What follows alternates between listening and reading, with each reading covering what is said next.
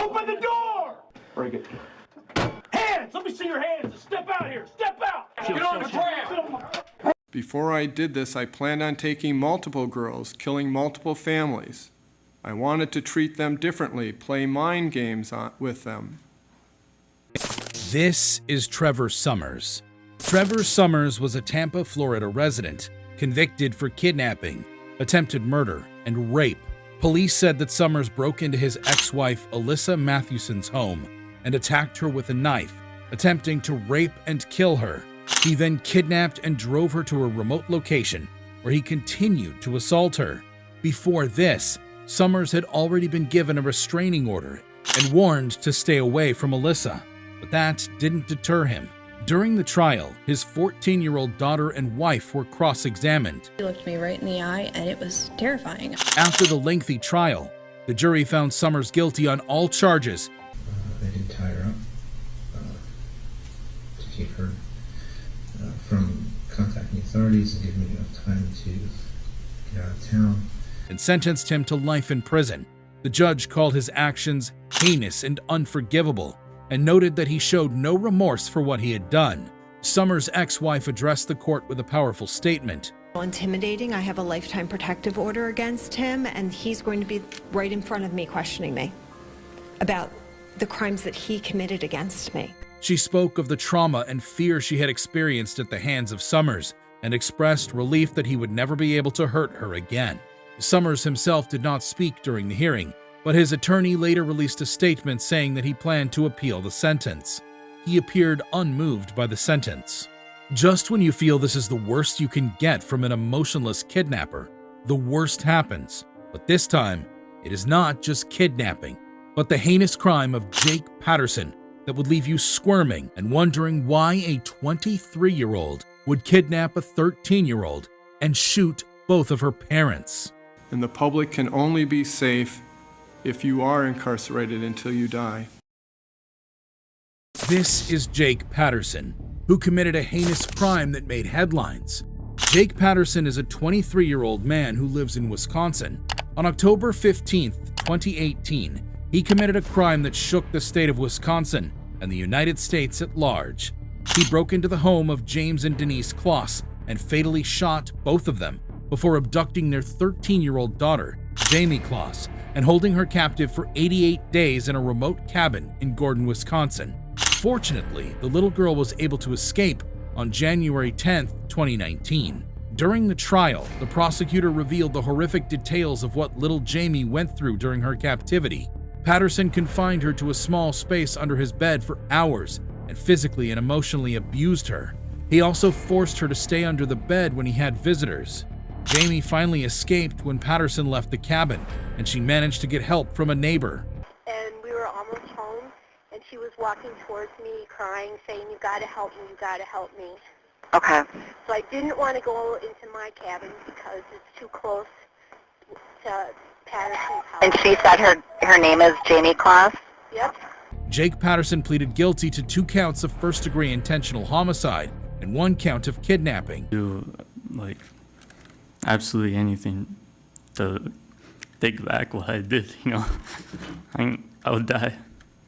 I would do absolutely anything to bring them back, On May 24, 2019, the judge sentenced Patterson to 2 consecutive life sentences without the possibility of parole for the murder of James and Denise Kloss. He was also given an additional 40 years for the kidnapping of Jamie Kloss. When the sentence was read, Patterson showed no emotion. In a statement, Patterson apologized for his actions and said he would do anything to take back what he did. And because of this monster, Jamie won't have her mom and dad at her dance recitals. Although he did reply to a letter by a journalist asking for his motives, Patterson apologized for the crime and reveals that it was based on impulse. His grandfather stated that Patterson was shy and quiet and loved computer games more than social interaction. He admitted that something had gone wrong with Patterson. The grandfather was right. Something did go wrong with Patterson. For someone without any criminal history, murdering 2 people and abducting their kid is not normal, rational behavior. Not only were you a danger to the Kloss family, you are an extreme danger to the public in general. His lack of emotion during the trial and failure to explain why he committed these crimes left many unsatisfied with his apology. While you were still capturing the tension and the uncertainty that comes with Patterson's apology, this next kidnapper was proven guilty, but has never even thought to provide the victims an apology. This is Stuart Campbell. Campbell was the uncle of 15-year-old Danielle Jones, but if his actions were the way uncles behaved, no one would wish to have an uncle. Campbell was not just the uncle of Danielle, he was also her guardian. Danielle went missing in East Tilbury, Essex in 2001. Although her body wasn't found after months of searching, police found her DNA on a pair of blood-stained white stockings and a lip gloss. Further investigations revealed that Stuart, who had prior convictions for indecent assault on teenage girls, was responsible for her disappearance. During the trial, the prosecutor revealed that Campbell had been sexually attracted to his niece and had an unhealthy obsession with her. Worried about your relationship with Danielle. Tell me what it was about her, Stuart. Why you wanted to be with her. No comment. He had been grooming her for months before she went missing. The police also found disturbing evidence on his computer, including indecent images of children and pictures of Danielle. Campbell was arrested on suspicion of murder and charged with Danielle's murder and abduction. During the trial, the evidence against him was overwhelming, and he was found guilty on both counts.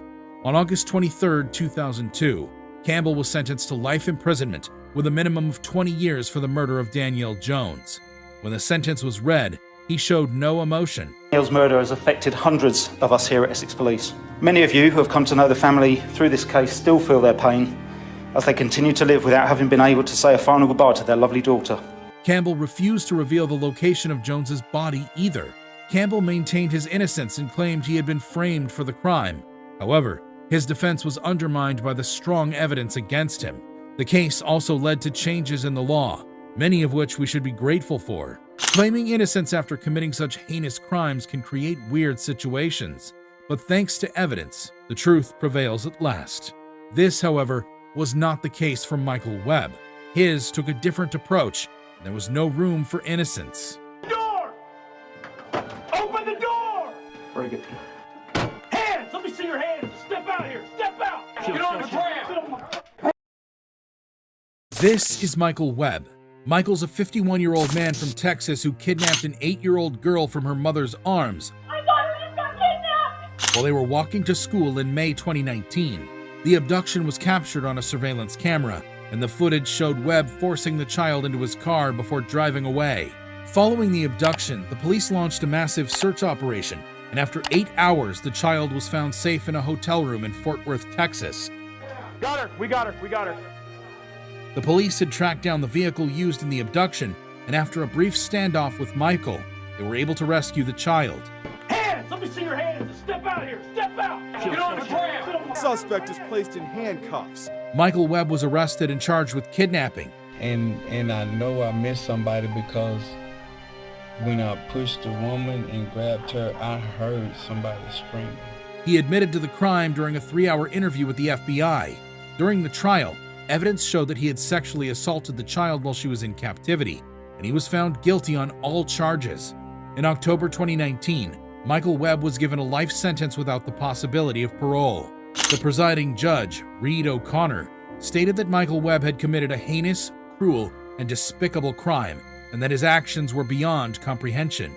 The sentence was met with widespread approval from the public, who saw it as a fitting punishment for such a heinous crime.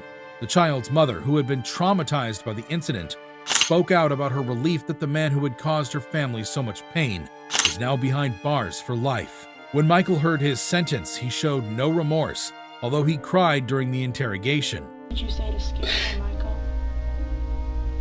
I told her that if she said anything, that I would do something to her parents. In fact, Michael did not go to court in the real sense, but the trial went on anyway.